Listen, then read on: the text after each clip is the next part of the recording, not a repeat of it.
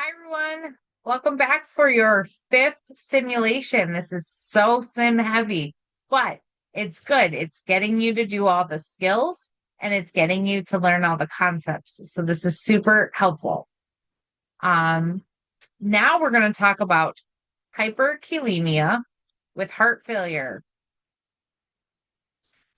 Cardiac is also one of my faves. All right. So hyperkalemia with heart failure.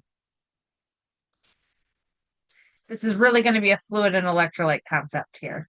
And if you're lucky, I'll talk to you about chicken soup.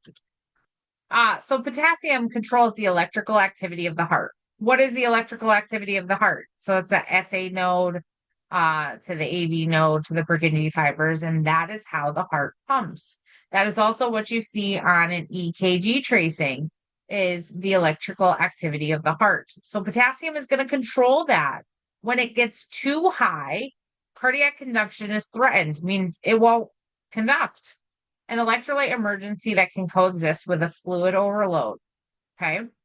So when two problems compete, priority settings matter. Recognizing the electrical danger of potassium and treating it in the correct sequence is how we're going to protect that heart. So we're going to start with our assessment like we always do. We're going to have concepts of reading those monitor strips for those potassium related changes. Know what you're looking for with the monitor. Um, are we going to see what's going to happen to our T waves? What's going to happen to our PQRS complex? Know those before you go into your simulation.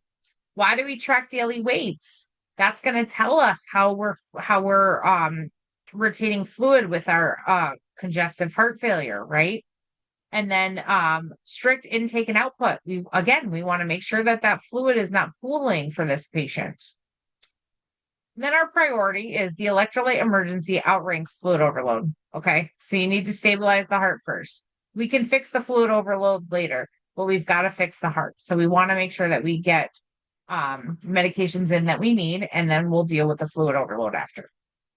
Our interventions are going to be continuous monitoring, upright positioning, and oxygen for that fluid burden. These patients are going to fill with fluid. It's going to push on those lungs and it's going to cause them to not be able to ventilate properly. So if we give them a little oxygen and position them comfortably upright so that those lungs can expand, then we are going to be in good shape. And then we also want to maintain safe IV administration. We want to make sure that we verify those medications and that we're giving the right dose to the right patient at the right time for the right need. And then our pharmacology. So we're going to talk about the concept of membrane stabilization first. Then we want to shift that potassium back into the cells by removing it from the body. Okay. And so how do our concepts connect? So we have high potassium. This is going to threaten the cardiac conduction. If the heart's not pumping, we don't have a life. We want to monitor the patient, put this patient on the cardiac monitor because we're going to see electrical changes before the patient is symptomatic. So it's going to irritate that electrical conductivity, and then the patient's going to be symptomatic. So pay attention to the monitor. The sequence is going to be stabilize the membrane, then shift, then remove. And then our competing problems here are going to be the fluid and the electrolyte imbalance, right? But the electrical emergency wins the priority because, again, we can deal with the fluid later.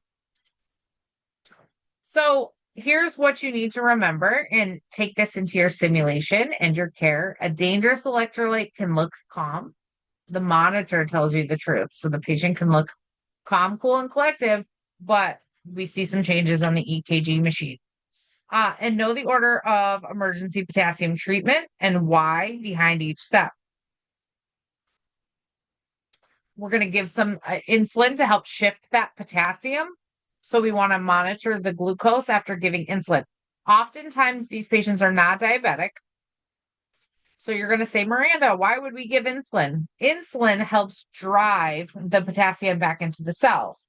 So it seems counterproductive to give insulin. We know in our for our diabetic patients that we're going to give insulin to help reduce that glucose, right? Well, in patients that already make insulin, giving them more insulin is going to drive their glucose down too much. So we want to make sure that if we're giving them extra insulin, because their body already makes insulin, if we're giving them extra insulin to help shift that potassium, we want to make sure that we give them glucose so that we can make sure that their sugar stays the same. And then we want to push high alert medications at an ordered and safe rate. All right, that's it for this little mini lecture. You guys are doing great. You are moving through these simulations wonderfully, and I hope you're getting a ton out of them because I know that you are all very capable and great student nurses, and these are going to be super helpful.